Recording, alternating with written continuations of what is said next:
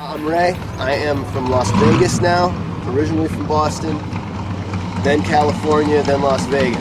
Now I'm here in Las Vegas. This bike has been with me through all of those states. It's been all over the country really right now.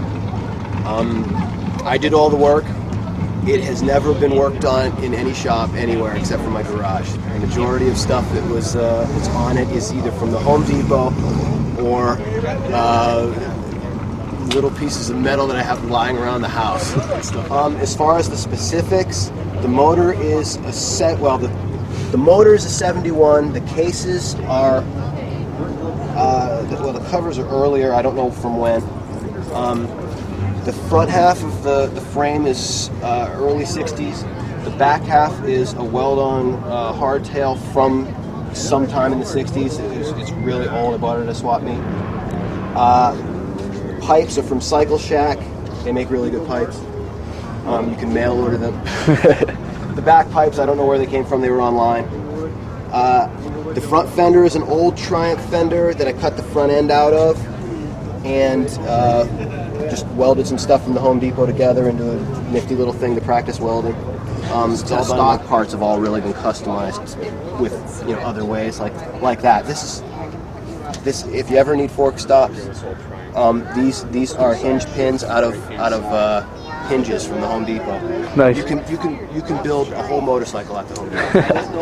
I don't know what this is. Just a piece of metal that I found. I actually found this in a scrap yard somewhere, and I just welded it onto a stock shifter arm, and ground it down. This is really just threaded onto it. It's just screwed on real tight.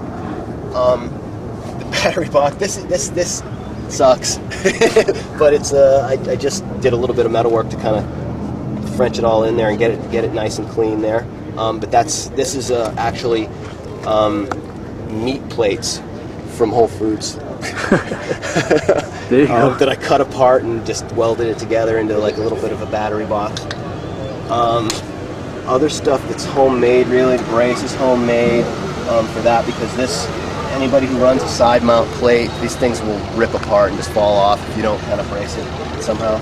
That's about it, really. Other than that, the motor is actually pretty stock. There's not a whole lot been done to it. The frame just looks kind of snazzy because it's a little different. But every single thing on it was done in the garage at home. Hey, anything else about custom bikes or building any messages to home builders? Anything else, man?